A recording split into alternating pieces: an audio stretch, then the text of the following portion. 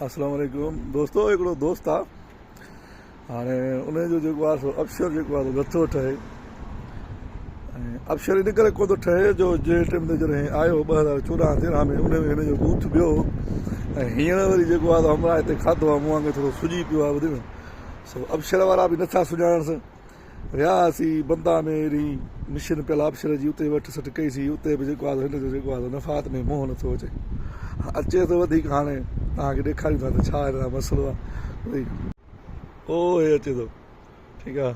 हिन उहा हिते एकाउंट नंबर हणो, हेठां हणीसि पासवर्ड। हाणे त पासवर्ड, हा हाणे मुंहुं करीसि, बिस्मिल्लाह करीसि। हा हा हिनखे हाणे हा सिधो जलेबी सफ़ा सिधो जलेबी।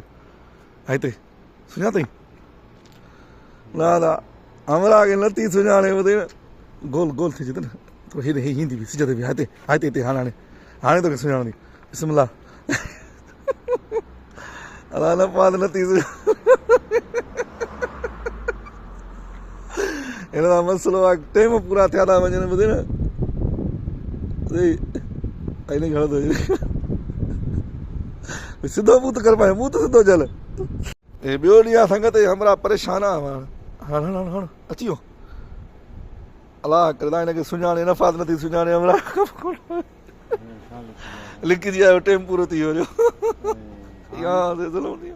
वरी वराए हा हिनखे हण बसि। हिते वरी नई से एकाउंट हण, नई से मोबाइल नंबर हण, इहो हण एकाउंट हण। ॿुधई वरी रम्ज़ ईंदई। अलाए हिते रही रही हमरा खे नथी सुञाणे नफ़ात। हाणे असां छा कयूं?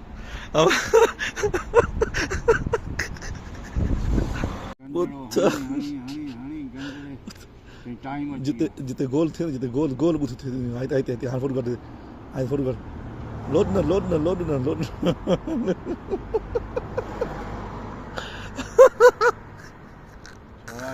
न तो खणे त सही लॻे, असां बूथ खणे कोन थी। अची वियो। अच अच दादा, हे नथी क़बूले हमरा खे। ॿुधो नफ़ात, हाणे छा करूं? हमरा मकतब जो फोटो अचे त मकतब ते वञी माण्हू वीज़ा वीज़ा कढाए न फैमिली।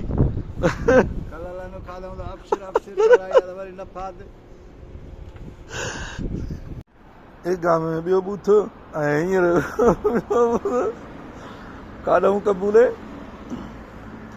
हणी हणी तो ला करे छॾियो त पर अञा ताईं माना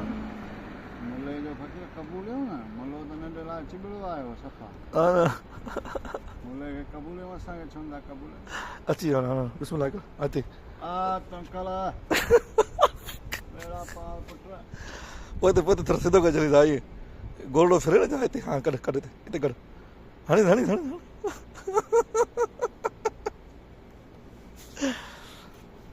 रो महकम आहे। हेठि मुंहुं कर, थोरो मुंहुं सिधो करे झल न, तूं मुंहुं चिॿो करे छॾियो बीठो आहे त कारो कढंदी ईअं ई ईंदो। हा